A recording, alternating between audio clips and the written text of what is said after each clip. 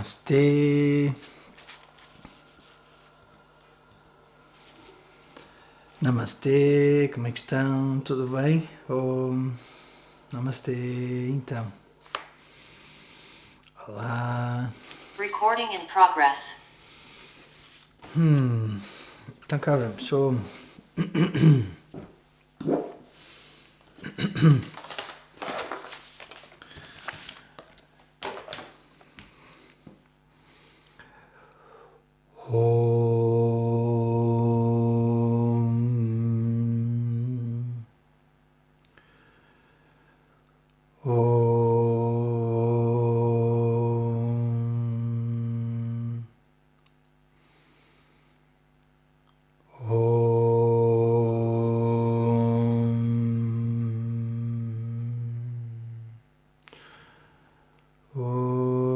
Shruti Smrti Purananam Alayam Karunalayam Namami Bhagavat Padam Shankaram Lokashankaram Shankaram Shankaracharyam Keshavam Badarayanam Sutra Bhashya Kirtau Vande Bhagavantau Punah Punah Ishvaro Gururatmeti Murti Bheda Vibhagine Vyomavad Vyapta Dehaya Dakshina Murtaye Namaha Sada Shiva Samarambham Shankaracharya Madhyamam Asmadacharya Paryantam Vande Guru Paramparam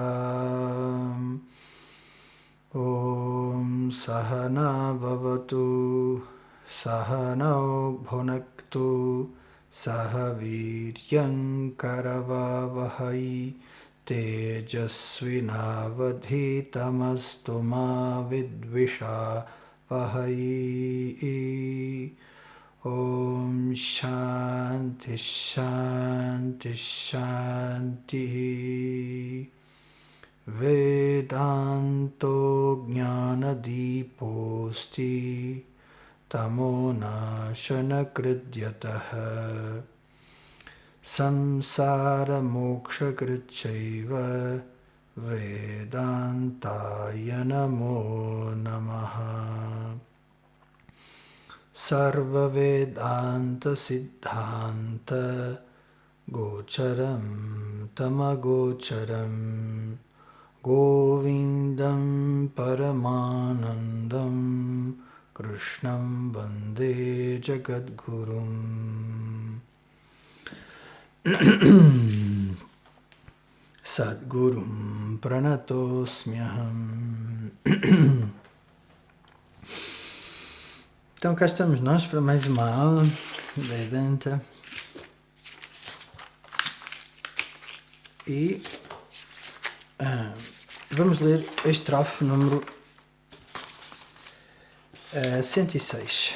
Ok? Então repitam depois de mim.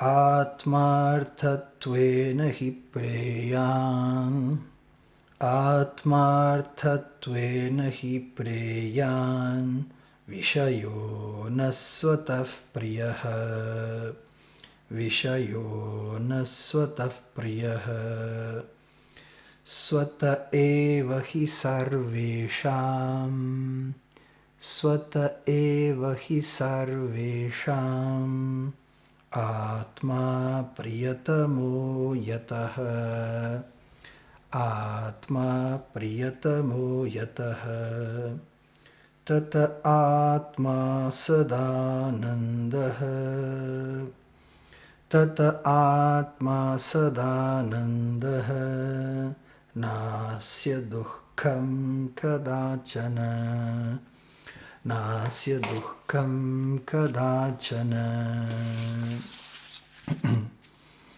Então, o tópico é, neste momento, ainda é o corpo subtil, O que é o corpo subtil? Isso foi falado. E esse tópico, o corpo subtil, está inserido num tópico fundamental do Vedanta, que é Atma, Anatma, Vivekaha. Vivekaha, o discernimento entre Atma, o eu real, e Anatma, aquilo que não é o eu. E dentro deste processo de análise discriminativa entre os dois, obviamente, primeiro o que não é o eu é mencionado. Primeiro foi mencionado que o corpo grosso não era o eu. Stula Shariram na Atma, Stula Shariram Anatma. E agora, Sukshma Shariram, o corpo subtil, Anatma Api, também é Anatma. E paramos aqui numa junção que é uma mudança, vai haver uma mudança de tópico. Mas antes da mudança de tópico, Adi Shankaracharya, o mestre que compôs esta obra, ele decide antecipar um pouquinho o que é o Atma. A pressão dele para falar sobre o eu é tanta que ele aqui e ali compõe uns versos que falam sobre o eu, ou seja, fora do tempo, antecipadamente, não é pondo a carroça à frente dos bois. Tal é o coração dele de querer revelar o que é o eu. E na aula passada nós começamos a analisar o que é a felicidade e o que é o amor. Basicamente começamos a analisar isso, né? E na Taittiriya Upanishad, nós iremos estudar mais lá para a frente, existe uma secção chamada Brahmananda Mimamsa, né? A análise do que é a felicidade. Mimamsa é análise, né? Então, contudo, aqui neste pequeno verso que nós acabamos de ler, a análise foi feita, mas de uma forma mais sintética, não é? Eu disse na aula passada coisas importantes e vamos entrar outra vez neste tópico que é muito importante. Então, a primeira coisa que nós temos que saber é tudo que nos faz feliz, nós amamos. Esta é a primeira regra fundamental. Eu amo, eu desejo, eu acho querido tudo aquilo que me faz feliz. Ok? Esta é a primeira regra fundamental. Aquilo que me torna infeliz, eu procuro afastar e não gosto. E a felicidade aqui pode ser até o prazer. Tudo aquilo que me dá prazer, eu gosto. Tudo aquilo que me dá desprazer, eu quero afastar. E esta é a regra geral. Se bem que há uns lunáticos quaisquer que invertem a regra, eles não são para aqui chamados. Eles que ficam lá no canto deles, com as regras deles. Tá? A regra geral é esta. Nós amamos aquilo que é uma fonte de felicidade para nós. Se perguntarmos a qualquer pessoa porque é que trabalhas, a pessoa vai dizer para ganhar dinheiro. Vai dar uma resposta, não é? Vai explicar porque é que trabalha. Para ganhar dinheiro. E se nós perguntamos, mas porquê é que queres ganhar dinheiro? E a pessoa eventualmente vai dizer ou porque gosta ou porque a faz feliz. Se disser assim, porque eu preciso, então eu pergunto, faço mais uma pergunta, mas precisas para quê? Ele vai-me dizer assim, porque eu tenho que pagar a casa. E eu, porquê é que tu queres a casa? E se ele disser que eu preciso da casa, eu vou-lhe perguntar, porquê é que tu precisas da casa? Ele vai dizer, porque a casa dá-me segurança. E eu vou-lhe dizer assim, e tu gostas da segurança? Pois, eu gosto da segurança. Eu gosto de me sentir seguro, eu detesto sentir-me inseguro. Não interessa para onde vai a conversa, se nós fizermos perguntas sucessivas, vamos ver que as pessoas reagem binariamente. É uma linguagem de computador, binária, 1 e 0. Gostam porque faz feliz, não gostam porque de alguma forma causa desconforto, causa insegurança, retira o senso de plenitude que a pessoa gosta de sentir. Em palavras do nosso querido Swami Dayananda, as pessoas gostam do eu satisfeito. Gostam do eu contente. Tudo que invoca o eu contente, do lado de fora, obviamente, as pessoas gostam. Desde que a companheira, o companheiro, continue a invocar o eu contente, o eu satisfeito, então eu continuo a gostar dela. No momento em que ela ou ele começa a invocar o eu insatisfeito, ou seja, a invocar insatisfação em mim, como eu não gosto de sentir insatisfação, eu projeto na outra pessoa a causa da minha insatisfação e afasto a pessoa. Tendo concluído aquela é a causa da minha insatisfação, o segundo movimento é de afastamento da causa da minha insatisfação. Tendo concluído que aquela pessoa me satisfaz, o segundo movimento é eu quero estar perto daquela pessoa. Toda a gente adora estar perto de alguém que está bem disposto. Toda a gente. E que faz rir. Toda a gente. E toda a gente tem um impulso para se afastar de alguém que é deprimente, conflituoso, não é? Que causa insegurança.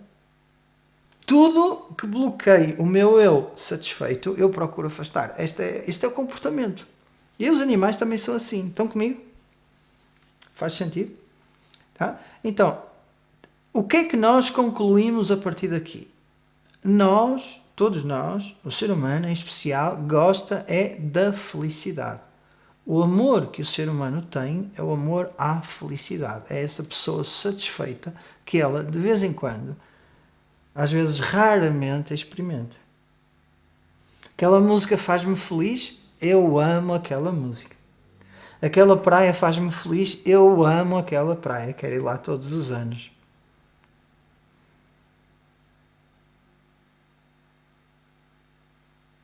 Estão a ver? As aulas de Vedanta fazem-me feliz, eu amo as aulas de Vedanta. Escolham o tópico. Ou seja, eu amo tudo o que me faz feliz. Agora reparem, esta é a conclusão. Eu amo tudo o que me faz feliz. Agora, existe algum objeto neste abençoado mundo capaz de nos fazer constantemente, consistentemente felizes? Nada. Para já não existe um objeto chamado felicidade. Ou seja, a felicidade não está em nenhum objeto. Não é propriedade de nenhum objeto. Se fosse propriedade de algum objeto, não é? Alguém já estaria rico com isso. E o marketing é isso que faz. O marketing, não é, projeta a nossa felicidade em alguma coisa. Fazendo-nos acreditar que se formos para aquelas férias, vamos ser felizes. É ou não é? Se comprarmos aquela peça de roupa, vamos ficar satisfeitos.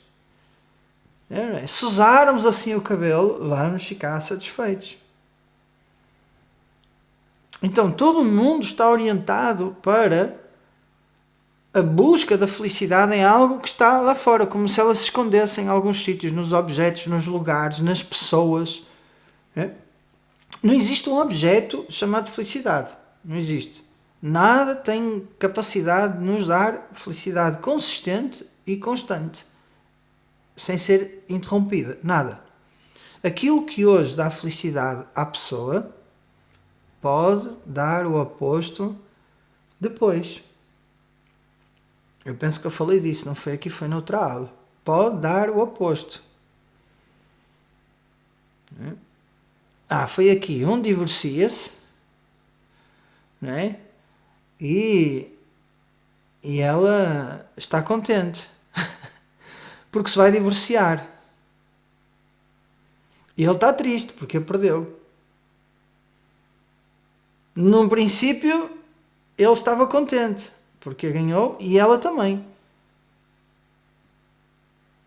Às vezes é comum, os dois ficam contentes com o divórcio. É mútuo acordo. Olha, vai ser bom para nós, ficamos amigos na mesma. Sim, mas à distância. Pronto, porreiro.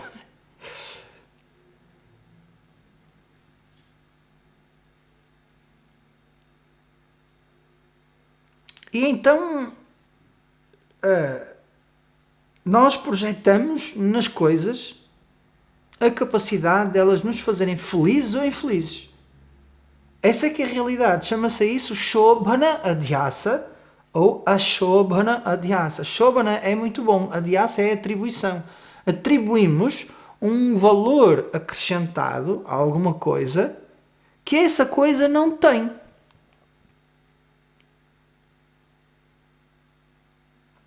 Esse valor, se for bom, chama-se Shobhana Adhyasa. Se eu desvalorizar alguma coisa, chama-se Ashobhana Adhyasa. Vejam, uma máquina de escrever antiga. Agora já não existe. Está lá em casa, nos arrumos. Nos arrumos é só cangalhada que as pessoas têm nos arrumos. Cangalhada, em cima de cangalhada, tudo a apanhar pó. Algumas coisas nós nem sabemos como foram ali parar. É verdade, não sabemos. Já não sabemos a história. E queremos os arrumos limpos. Então está na hora de chamar os senhores e levarem aquilo tudo dali. Já não podemos ver aquilo ali, aquela cangalhada toda. Queremos arrumar a bicicleta e mais não sei o quê. E trazer mais cangalhada de lá de casa para os arrumos. Esse é o processo. A gente traz cangalhada de casa, põe nos arrumos e depois já não cabe mais nos arrumos. Temos de tirar a cangalhada dos arrumos e trazer a cangalhada que está em casa porque já não temos espaço em casa. É assim que funciona, não é? Pronto, vejam. Era uma máquina de escrever. Para mim é cangalhada, não vale nada. Para um colecionador, uau. Uma máquina de escrever? Uau. Nossa. Tu não deites isto fora. Tu és maluco? Isto não se pode deitar uma coisa fora. Isto desmonta-se, limpa-se peça a peça, monta-se e vai lá ficar na minha sala de estar, ao lado do telefone antigo, que eu também limpei e que funciona. E eu penso assim, bolas, aquilo dá felicidade ou dá infelicidade? Aquela máquina de escrever que é uma cangalhada que para ali está. Para uns é felicidade. Vai falar daquilo durante uma semana. Vai-me beijar. Tu dás-me isto a sério? Dou, fica lá com isso. Ai, muito obrigado, és mesmo meu amigo. Eu amo-te. Estão a ver?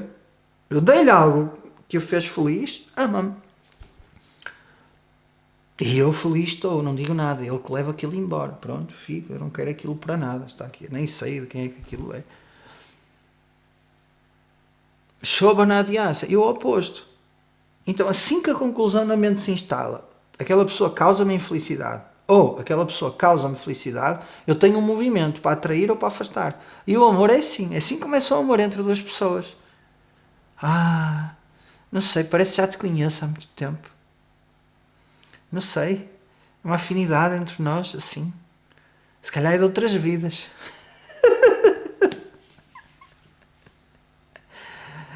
E como sentem os dois o mesmo, esta é a pessoa da minha vida, era tudo que eu precisava, agora a minha vida vai ser mais fácil. Estão a ver? Quando eu precisar de ajuda, ela vai-me ajudar, ela compreende-me, os tópicos das conversas são iguais, e a coisa vai assim. E a certa altura o charme da paixão desaparece e começamos a ver exatamente a pessoa que lá está, que dá puns, que ressona ao nosso lado, acordou-nos 3 vezes hoje a ressonar. Eu já nem sei se eu gosto dela ou se eu não gosto.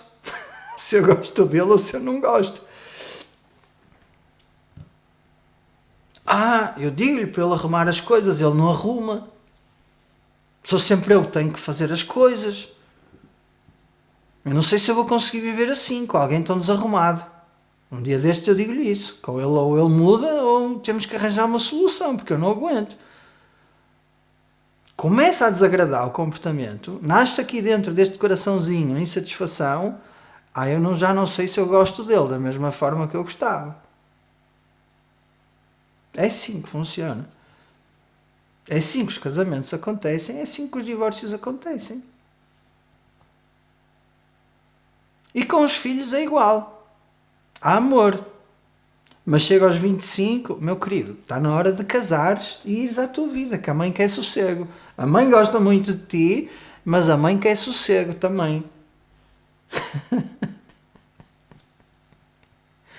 Quantas mães não pensam, não é? Lá entre dos 0 aos 6 meses, não é? Em atirar o filho pela janela. A sério, é verdade. Muitas não assumem, mas pensam. Não aguentam o trauma de não dormir e o cansaço e tudo. Não aguentam. Já nem sabem se amam ou se odeiam o bebê. A insatisfação que sentem, a dor que sentem é tanta que não sabem, ficam confusas.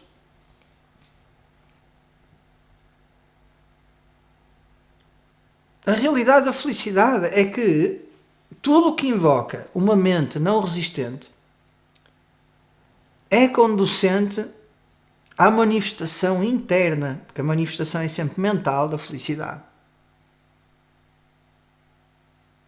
Por isso é que as pessoas na natureza apreciam a felicidade e gostam de estar na natureza. Porque na natureza ninguém sente resistência. Ninguém pensa, os Himalaias deviam ser mais baixos. Aquela neve não está bem ali, devia estar ali. Olha esta árvore aqui, esta árvore não devia estar aqui. E o rio, este vale, teria feito o vale diferente. Não, a pessoa chega ao vale de um rio, vê o rio, vê as pedras, vê o sibilar da água e apetece sentar e ficar a contemplar. Resistência zero. E no momento em que a pessoa se sente ali em comunhão com a natureza, como é que se sente? Feliz. Sente-se feliz. Sente-se feliz. Agora, se de repente ela decide contemplar 1 hora, olha para o relógio, já passaram 2 horas, está atrasado para um compromisso, não pode ficar ali, tem que ir embora. É ou não é fonte de felicidade aquele lugar? Não. Já há resistência em ficar naquele lugar. Porque há um compromisso. Então há um movimento de abandonar a resistência e fazer o que tem que ser feito.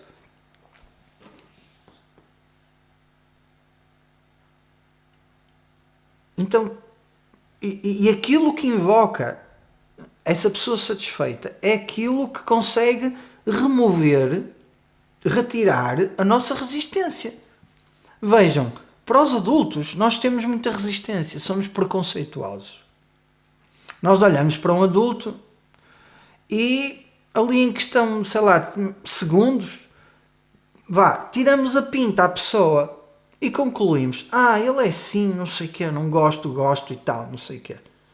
Quando nós olhamos para uma criança de 2, 3 anos, nós não temos o mesmo julgamento.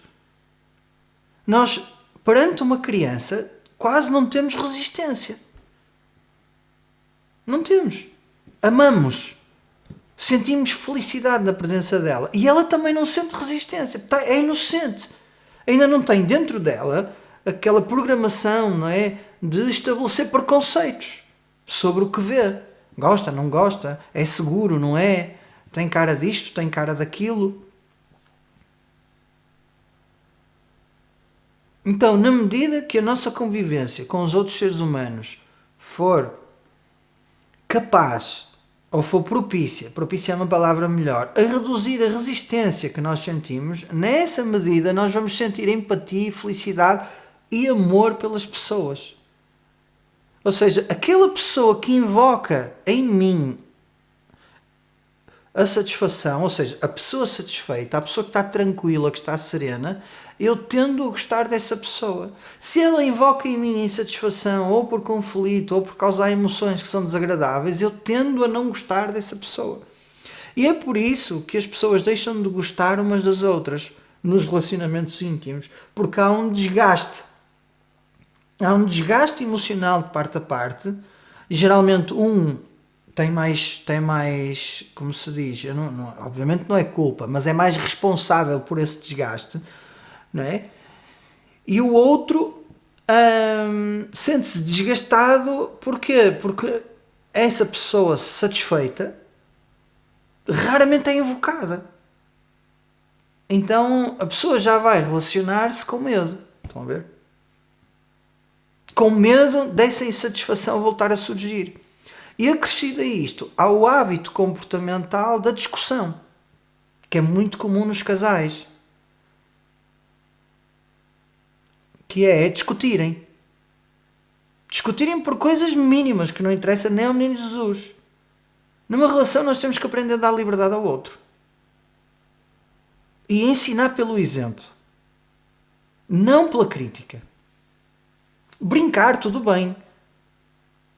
A melhor crítica é a crítica com sentido de humor. Aprender a criticar, mas com sentido de humor. Quando o ambiente está bom. Porquê? Porque dizemos a coisa, mas a pessoa fica satisfeita com aquilo, porque riu-se. Estão a ver? E nós também estamos satisfeitos. Estamos-nos a rir. Ou seja, não levamos aquilo a mal. Foi uma coisa que a gente viu e apontou, e agora com sentido de humor a gente está ali uma pincelada. Vai, não vai, paciência, pronto.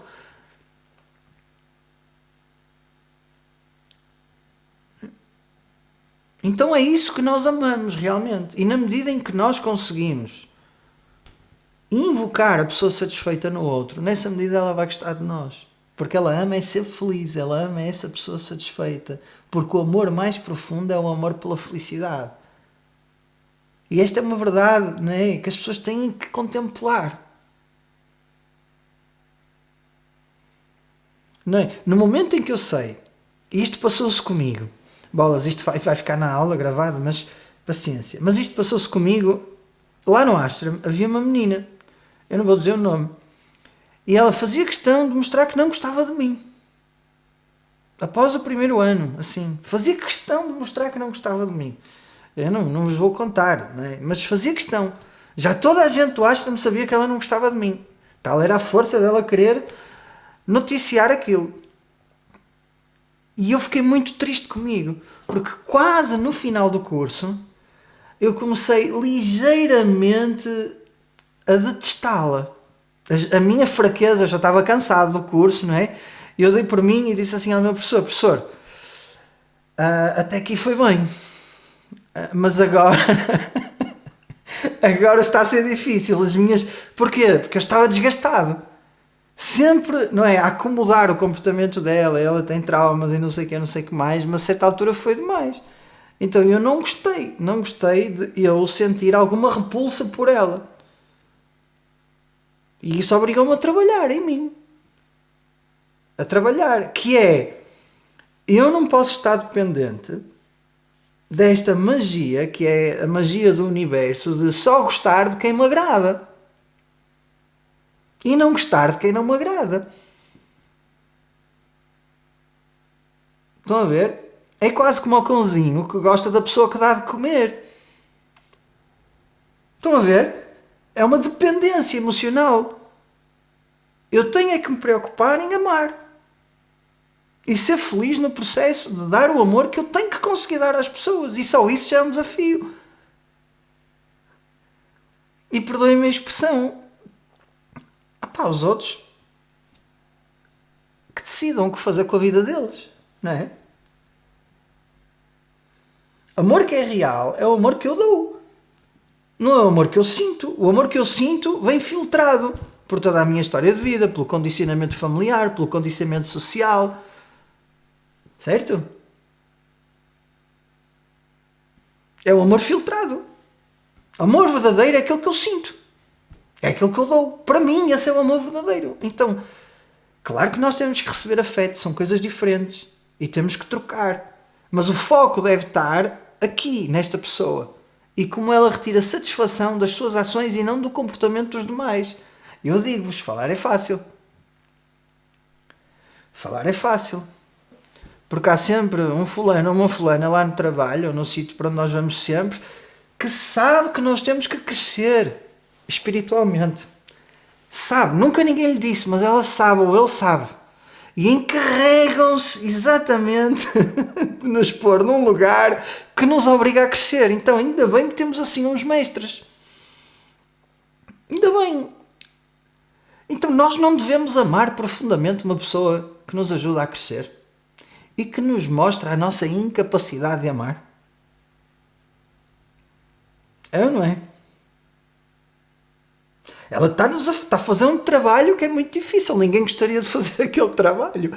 É como se fosse uma carrasca, um carrasco. Está-nos a fazer sofrer, sem saber. Mas, se nós tivermos esta visão, que ela está a mostrar coisas aqui dentro de mim, que eu preciso de ver com clareza, para crescer. Então eu sinto-me agradecido. Sinto-me agradecido porque na presença daquela pessoa eu fui um idiota. E ela fez-me ver que eu fui um idiota. E agora eu lido com esta informação e transformo em sabedoria. Bolas, porque é que eu fui um idiota? Será que eu quero ser novamente um idiota? O que é que eu poderei fazer para não ser novamente um idiota? Já que eu não quero que a situação se repita outra vez. Então eu procuro aqui. Procuro, não é, o movimento interno para saltar quanticamente daqui para outra frequência. Para avançar no meu processo de cura interno. Porque é isso, a vida é um constante olhar para dentro, sentir dor, ok, transmutar, continuar. Até que há um novo embate, não é? Pum, bolas, houve um atrito. Olhar para dentro, porque é que há dor, transmutar. A vida é assim. A vida é assim. É um constante olhar para dentro. Então a pessoa tem que agradecer às pessoas que nos obrigam a olhar para dentro. Temos que agradecer, porque elas realmente fazem-nos crescer. Fazem-nos crescer. Então nós temos que agradecer a essas pessoas. Não é? E então é uma grande descoberta esta, que é jamais toda a gente te vai amar. Ou seja, haverá sempre pessoas que não te vão amar. Esta é uma descoberta incrível. Vocês vão ver, porque quantos de vós, eu quase ponho a mão no fogo, quase toda a gente, desejam ser amados por todos.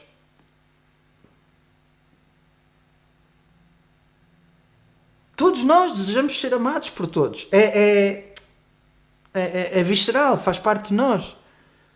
E uma grande lição é esta, não é? Haverá pessoas que não nos vão amar nunca. Nunca. E não há nada que a gente possa fazer. Ir à bruxa, sei lá. Deixem lá isso, não há nada que a gente possa fazer. É da pessoa. Ela nunca nos vai amar, ponto final. E mais, até é capaz de nos fazer a vida negra. Ok, pronto. Vai acontecer, certamente. A gente olha para dentro e fortifica-se. E muda o que tem que mudar aqui dentro. Atitudes, impõe limites, seja o que for, não é? Então, tudo isto porquê? Porque apesar de nós amarmos a felicidade, e isso ser muito visceral, é do nosso ser, é a nossa suave, nós não podemos estar dependentes do comportamento das outras pessoas para sermos felizes. Se elas decidem ter um comportamento diferente daquilo que a gente espera, certo? É aqui que eu quero chegar. E isto vem dentro deste tópico. É aqui que eu quero chegar. Criar essa independência. Criar essa independência. Não é? Então esta é a primeira lei. Nós amamos a felicidade. Nós amamos a pessoa satisfeita. Quando ela aflora, nós estamos bem. Tudo o que faz aflorar essa pessoa, nós queremos manter por perto. Tudo o que bloqueia essa pessoa, nós procuramos afastar. E isto varia ao longo da vida. E não há uma fórmula geral que se aplica a tudo. Não há. Estão a ver? Então a gente tem que ver. E no meio disto tudo, também seguir o nosso coração. Porque a nossa criança interior precisa de sentir-se feliz de vez em quando. E apaparicada. E amada. Cada um tem que descobrir como é que a criança interior, a criança interna, se sente amada. E dar isso à criança interna. Tá? Não podemos ser, como se passa, radicais ao ponto, não, ninguém me ama, também não quero saber, eu sou como sou, e o mundo que se lixa. Estão a ver? Essa atitude 100% não funciona, porque vai haver momentos na nossa vida onde a criança interna vai berrar por ajuda. E nós temos que a dar. Vale? Tá? E nós temos que a dar. conviver com os amigos. Hoje preciso de uma conchinha, preciso de um abraço. Sei lá. Olha, preciso dar um passeio, vamos de fim de semana aos dois. Ou, quero ir ver a minha mãe e ficar lá com ela. Estou com saudades dela. Quero que ela cozinhe para mim hoje. Seja o que for. Estão a ver? Seja o que for. Porque essas coisas fazem a diferença na nossa vida também. Fazem parte do setup. Este mundo, fazem parte do mundo. Nós temos 2 mãos, 2 pés, temos que agir no mundo, não é? Então, as mãos e os pés, não é? Foram feitos para nós agirmos. E agir não é a forma direta de nós consolarmos a nossa criança interior. É a forma direta. Nutrir as amizades. Não é? Muito importante. E vimos também na aula passada, para não dar agora, para não irmos para as amizades, não é? Que tudo que nos é querido, não é querido precisamente porque aquilo que é querido para nós, para cada um de nós, é a pessoa satisfeita. Então, os meus objetivos de vida, todos eles, os teus objetivos de vida, são queridos porque o que é querido é a pessoa satisfeita, que é invocada, que é conseguida na realização desses objetivos. Estão comigo? A casa. A pessoa quer um carro, quer uma casa, quer um salário melhor. São objetivos, certo? Então imaginem que a pessoa quer um salário melhor. E dentro da empresa, ela sabe que existem uns prémios e vai se esforçar agora, naquele ano, quer um salário melhor, vai se esforçar para subir de escalão, vai se esforçar. Então veja, o esforço e as tarefas adicionais que a pessoa vai fazer são o meio, são sadhana, o meio para a pessoa alcançar aquele objetivo, que é um aumento salarial dentro da empresa, com um prémio, com tudo mais. É o meio. Então eu passo a amar aquela hora extra que eu faço, porque eu deposito naquela hora extra a concretização daquele objetivo e deposito naquele objetivo, se concretizado, a minha felicidade. Estão a ver? Então vejam, a hora extra é um meio. O objetivo é o fim. E ambos, meio e fim, são subservientes à minha felicidade. Por isso é que são queridos. E unicamente só serão queridos se eles forem meio ou fim para mim. No momento em que trabalhar horas extras deixe de ser um meio para atingir alguma coisa, e desde que essa coisa que eu quero atingir, e essa coisa que eu quero atingir, eu já não quero mais atingir, então, não sendo fim e não sendo meio, já não me faz feliz. Eu abro mão disso. A pessoa diz assim, eu não quero trabalhar mais. Já não quero horas extras. Agora quero é tempo para mim. É muito comum, não é? Na primeira fase da vida, as pessoas querem trabalhar muito. Apanhar horas extras, para ver a conta bancária a subir, para ter uma conta poupança à habitação, para depois porem algum dinheiro a render. Essa é a preocupação da pessoa, certo?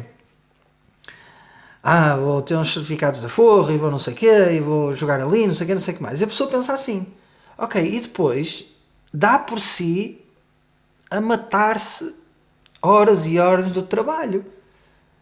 E pensa assim, bolas, isto já não é o que eu quero. Já tenho algum dinheiro, quero reduzir o número de horas extras, porque este escalão está bem para mim, não quero, estou bem assim, não é? Então vejam, aquilo que deixa de ser um meio e deixa de ser um fim, como já não serve a pessoa, nem serve a felicidade da pessoa, deixa de fazer a pessoa feliz e a pessoa deixa de os procurar. Estão a ver? É assim que funciona. Então vejam, aquilo que é realmente querido, incondicionalmente querido, é a pessoa satisfeita. É isso que está a ser dito aqui, exatamente, neste verso. Não é? Mas eu queria tornar claro, não é? Agora, e convido todos vocês a pensarem com carinho, não é? E ouvir o que foi dito hoje, que é mesmo muito importante. Então, e o primeiro verso diz assim, Artma Tuena Hi Preyan Vishayaha. Então, Vishayaha, um objeto qualquer. O objeto é aquilo que eu considero ser a minha fonte de felicidade. Esse objeto, Preyan, é querido, é amado, E, de facto, tomar tatuena para mim, porque me serve, porque é para o meu bem. Estão a ver? Na sotarra priá, não é priá significa querido, amado. Na sotarra significa não por ele mesmo, ou seja, não é amado por ele mesmo. Enquanto as coisas cumprirem a função de me satisfazer, são amadas. No momento em que deixam de ser amadas. Então a coisa em si, ela nem é querida, nem é desquerida. Só é querida porque me serve. No momento em que me serve, deixa de ser querida. É isso que está a ser dito aqui, não é? Sotaha eva. Agora a última palavra dessa segunda linha é yataha. Yataha significa como, tá? Ou uma vez que. Então, uma vez que Sotaha eva e sarvesham atma priyatamaha. E uma vez que o atma, estão a ver? Atma priyatamaha é o mais adorado. Tama é o sufixo, significa o mais adorado. Uma vez que o Atma é o mais amado, Sarvesham, de todos. Porquê? Porque é incondicionalmente amado. Eu amo esta pessoa satisfeita, contente, incondicionalmente. Incondicionalmente. Então, aqueles que já fazem Vedanta há algum tempo, não é? Fica aqui uma dica para quando decidirem ensinar. Não é? Se perguntarmos a alguém quanto quer ser feliz, o que é que a pessoa vai responder? O máximo. O máximo. Então, em termos quantitativos, a pessoa quer felicidade ilimitada. Estão a ver? O máximo é o ilimitado. Quantitativos. Certo? Primeira coisa. Ok, agora perguntamos a essa pessoa, mas queres ser feliz aqui, na cidade do Porto, ou no Algarve? Ela, ou não. Quero ser feliz aqui e no Algarve. E em todos os lugares por onde eu for. Já agora. Se possível, eu quero isso. Mesmo se formos todos para Marte, mesmo em Marte. Mesmo se formos para Plutão, lá eu também quero ser feliz. Não sei como é que isso é possível, mas quero. Ou seja, espacialmente, cada um quer ser ilimitadamente feliz.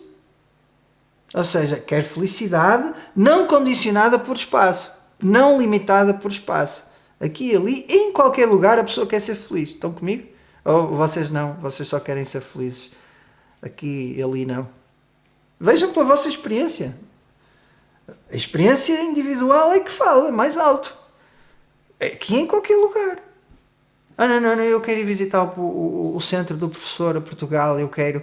Mas não me importa que me sinta muito deprimida à beira do professor aí em Portugal. Não, as pessoas vão de férias porque acham que vão ser felizes.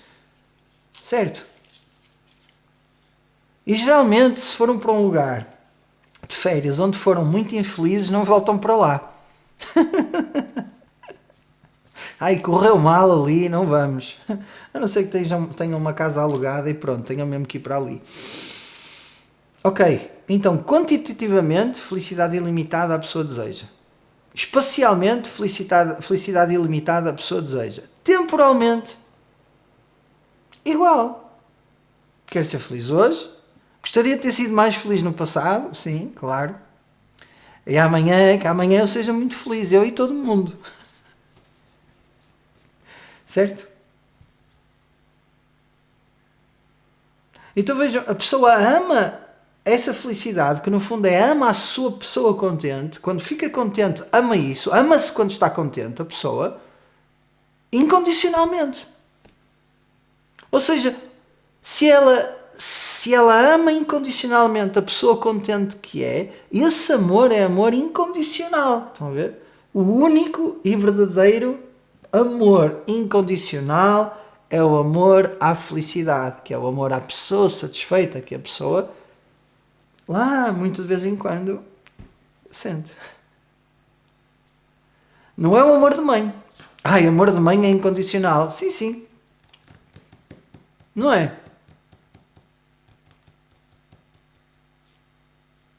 Ele decide casar lá com uma fulana e a mãe não gosta nada dela, a ver se a mãe fica feliz. A mãe não fica feliz. Não fica chateada com ele. A mãe ama o filho e quer o bem-estar do filho, porque o bem-estar do filho é o bem-estar emocional dela.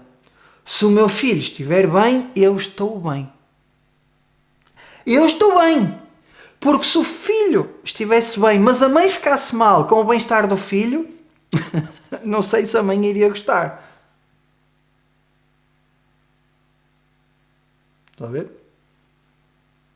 Então, mesmo esse amor, que é o amor que nós temos mais, vamos dizer assim, mais visceral que existe, não é? Que é o amor pela pessoa que nos pôs neste mundo, não é? Que é a mãe, é condicional. Porque o que a pessoa ama é a felicidade. Isto é um grande ensinamento. Agora não vão dizer isso aos vossos filhos. Nem vão dizer isso ao vosso companheiro. Olha, o que eu gosto é de mim. Ou me fazes feliz ou pões-te a andar. Não. Por isso é que as Upanishads são um segredo.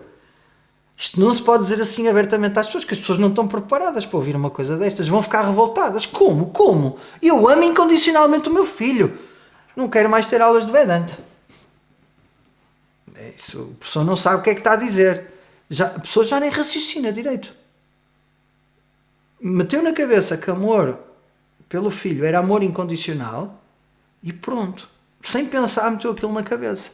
Então, por isso, eu dediquei 50 minutos da aula até chegarmos aqui.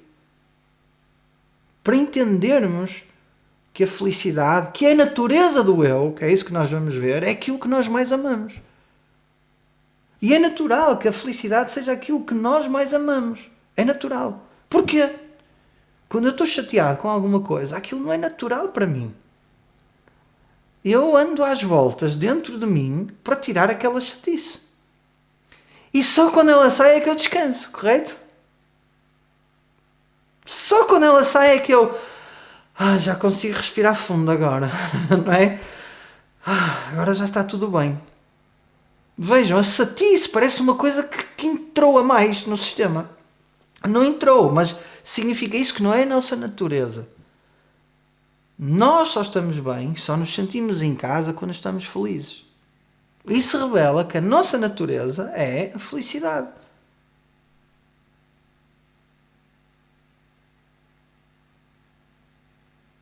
Ninguém vai ao médico, psiquiatra, não é? Sou doutor, não imagina o que é que eu tenho para lhe dizer. Não, diga.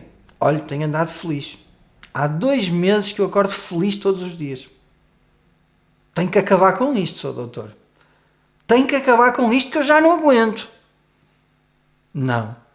Nunca, em tempo algum, isso aconteceu. As pessoas vão ao psiquiatra, eu não estou bem, estou muito deprimido.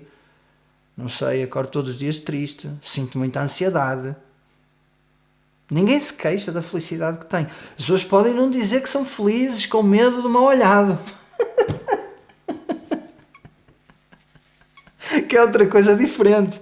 Não, deixa-me conter aqui o meu bem-estar, não é? Deixa-me estar aqui no meu lugar sem fazer muito alarido para não olharem para mim de lado. Agora, ninguém se queixa porque está feliz. Vejam, isto é um indicador claro de que a felicidade é o nosso estado natural. Nós só nos queixamos quando alguma coisa está mal, certo? Quando dói o joelho, queixamos-nos. Quando dói as costas, queixamos-nos. Se não houver dor no joelho, ninguém se queixa. O meu joelho, Sr. Doutor, está a funcionar muito bem. Há 3 meses que ele funciona bem, tem que resolver o problema. Não. É absurdo pensar assim. Igualmente é absurdo queixar-se da própria felicidade. Mais, outro indicador claro, uma criança vá no seu habitat natural com os brinquedos e com outras crianças. Como é que ela é? Feliz. Criativa, feliz, espontânea, entrega ao momento presente, livre, certo? Nós vemos. Inocente. Depois pronto, a vida vai se encarregando, não é? De nos fazer pensar nas coisas, não é?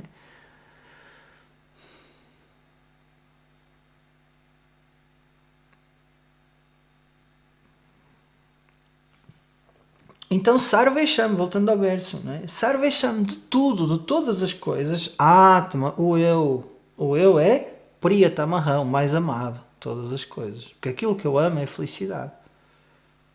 Aquilo que eu amo é felicidade. E vejam, o chamamento da humanidade inteira é felicidade, vejam.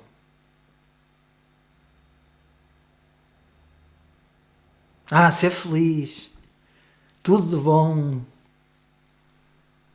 Quando brindamos no Natal, não é? A um feliz 2024. Vejam. Com esta sabedoria, nós olhamos esse chamado da alma e pensamos assim, bolas, aquilo que a pessoa é aquilo que ela deseja. E não sabe o que ela é. Como a história dos 2 torrõezinhos de açúcar. Os 2 cubinhos de açúcar, né? Lá dentro do pote do açúcar, transparente, a ver cá para fora. E um diz assim, olha, ouvi falar de uma coisa chamada doçura. E o outro, a sério? Ele, sim, é tão bom a doçura. E o outro, a sério? Eu, sim, ouvi falar disso. Aliás, sei de alguns que foram atrás da doçura. Eu também quero ir atrás da doçura. Estás a falar sério? Estou a falar sério. Vamos atrás da doçura? Vamos atrás da doçura. 2 torrãozinhos de açúcar saltam do pote do açúcar atrás da doçura. E claro, encontram um torrãozito de açúcar chamado Dayananda, Swamiji. E ele diz ao cubo, em cima é doce, no meio és doce, em baixo tu és doçura, a tua natureza é doçura, tu és açúcar, tu és doce. É uma estupidez, tu estás à procura da doçura, porque aqui, já neste preciso momento, para onde quer que tu vás, tu és essa doçura. Este é o ensinamento do Vedanta. Então, o chamamento é para descobrir a doçura, que é a felicidade, o amor. E isso a pessoa já é. E vai nessa viagem, investindo todo o seu capital, para depois chegar ao fim, não é, e entender que já estava tudo aqui. Que é a natureza da pessoa, essa felicidade. A nossa busca revela a nossa tendência. Revela claramente a nossa tendência, não é? Aqui, então, não é? O Atma é o mais querido, obviamente, a todas as coisas. Sotaha Eva, por ele mesmo. Por ele mesmo. Cada um gosta dessa pessoa contente, que é incondicionalmente. Por ela mesma gosta. Não há nenhum fator. A felicidade que nós queremos é incondicional. Isso está a ser dito aqui no segundo verso, não é? Vejam, felicidade e amor. As duas coisas andam juntas. Eu tive de trazer a felicidade. Porque, vejam na segunda linha, tataha. Portanto, uma vez que o Atma é o mais querido, por ele mesmo, de todas as coisas, tataha. Por causa disso, Atma, este eu, é Sadá, sempre Ananda, felicidade. Foi isso que eu acabei de dizer. Esse eu é sempre felicidade. Nós vamos mergulhar mais fundo isto, mais lá para a frente no texto. Na Asya Dukam Kadachana. Kadachana significa alguma vez.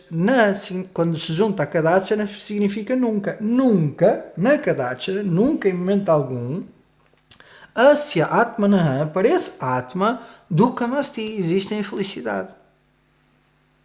Em momento algum. Existe infelicidade. Vejam, qual é a lógica que nós temos que aplicar aqui? A lógica é chamada Anvaya Vyatireka. Anvaya, prestem atenção, é continuidade. A Vyatireka é descontinuidade. Tá? Então, um exemplo para vocês entenderem é o exemplo do café com açúcar. Ok. Café com açúcar é doce. Certo? Café sem açúcar não é doce. Certo? Quando o açúcar continua, há doçura. Quando o açúcar descontinua, não há doçura. Qual é que é a causa da doçura? É o açúcar.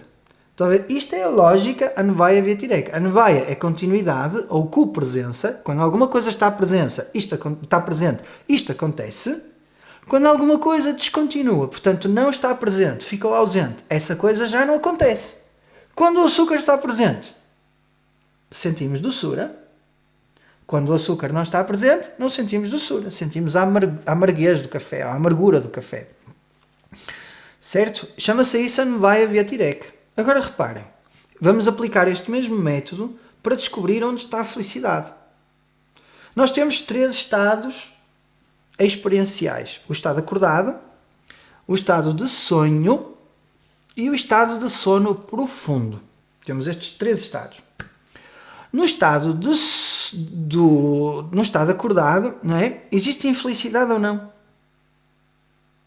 Oh, se existe, professor. Nossa, nem diga nada. Se existe. Não é? Como eu digo a brincar, não é? Infelicidade é dukkha. Felicidade é sukha. Dukkha, infelicidade. Sukha, felicidade. E o Swami Dayananda é que brincava muito connosco. Ele dizia assim, a vida é... Como é que é a vida? A vida é assim. Dukkha, dukkha, dukkha, dukkha, dukkha, dukkha, dukkha, dukkha, dukkha, dukkha, dukkha, sukha. Sukha é felicidade. Dukkha, dukkha, dukkha, dukkha, dukkha, dukkha, sukha. Um bocadinho de sukha e a pessoa fica feliz. Pronto, não é? É aquele bocadinho que faz a pessoa ganhar mais ânimo para a vida, não é? Ai, que bom, pronto. Mas a vida é dukkha, dukkha, dukkha, dukkha, dukkha, dukkha, dukkha, dukkha, dukkha, dukkha, dukkha, sukha. Um bocadinho de sukha. A vida é assim. Então, estado acordado é assim a vida. Dukkha, dukkha, dukkha, dukkha, dukkha, dukkha, dukkha, sukha. Ok. Sonho. Sonho, sabe-se lá como vai ser o sonho, mas há sofrimento no sonho também. É o pesadelo, não é? É os medos todos ali à flor da pele. E sonhei que a minha mãe tinha falecido e que o meu companheiro me trocou com outra e que perdi todo o dinheiro da conta e que houve um terremoto e a minha casa foi tudo bem. Medo, sofrimento. Ali, os sonhos são assim, cada um tem os seus. Sabemos lá como é que é. Nestes 2 estados, estado acordado e sonho, há sofrimento? Há. Ok. O que é comum nesses 2 estados? A mente está presente. Certo? No estado acordado a mente está presente? Eu não sei, professor. Não digam não sei. Claro que está presente. Não é? No estado de sonho também está. Está livre, a mente está livre. Então vejam, onde há mente há sofrimento. É isto que nós vamos explicar aqui. Onde há mente há sofrimento. Ok, sono profundo. O que é que acontece à mente? Suspensa. A mente foi dormir, não está lá. Que é da mente, ninguém sabe. Sono profundo, tipo pedra. Professor, hoje dormi mesmo bem. Dormi que nem uma pedra. Pareceu um segundo, mas acordei rejuvenescido. Não é? Quando nós dormimos bem, parece um segundo. Mas a pessoa acorda... só quando a pessoa dorme mal é que a noite é longa. Já repararam?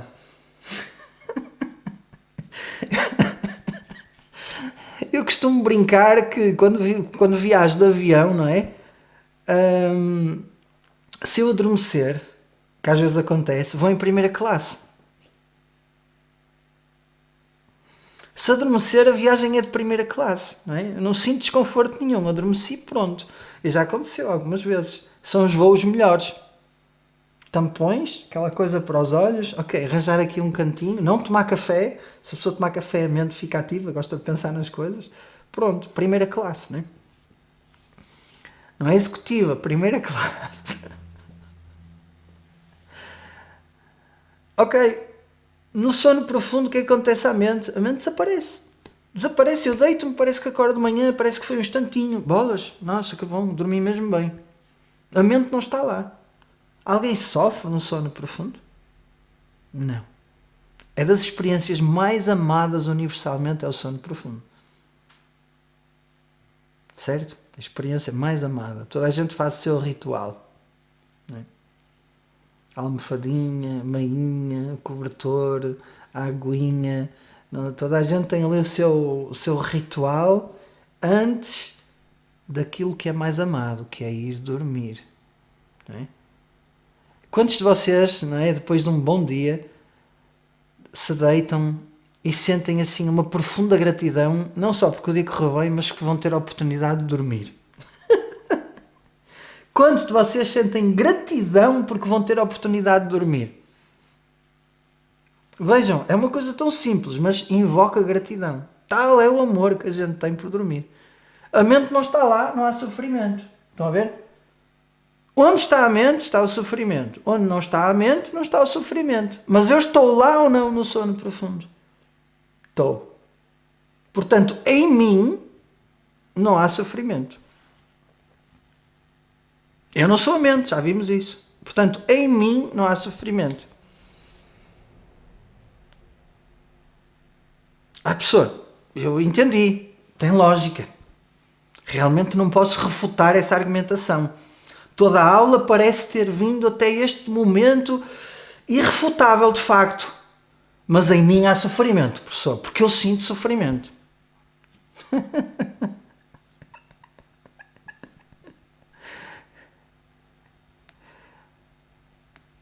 Quem vê a tristeza? Quem vê a tristeza é triste? Quem vê a tristeza é triste ou não é triste? Quem vê a tristeza? Não é triste quem vê a tristeza. Não pode ser triste. Porque a tristeza não pode ver a tristeza. Porque os olhos não se podem ver a eles mesmos. Porque este dedo indicador não pode tocar a ele mesmo. Está a ver? Eu sou aquele que vê a tristeza. E a tristeza, o sofrimento acontece na mente, obviamente. A mente é um instrumento que dança a dança da vida. Se a dança da vida é triste, a mente dança com tristeza. Eu sou aquele que simplesmente testemunha a presença da mente e quando não há mente, não há testemunha. Ainda assim há uma experiência profunda de relaxamento e conforto. O eu só é testemunha se houver alguma coisa para testemunhar, certo? Se não houver nada para testemunhar, esse estatuto imposto ao eu de testemunha não existe. No sono profundo não há uma experiência objetiva de alguma coisa, porque a mente não está lá, que é o instrumento que permite a experiência.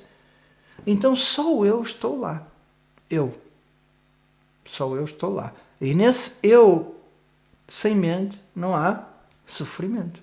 Nenhum. Nem uma pinga de sofrimento. E essa experiência cada um tem. É muito íntima. Tá? Então, desejo a todos uma boa noite, uma boa experiência de paz e conforto para os portugueses e um bom resto de dia para quem está lá fora, tá bem?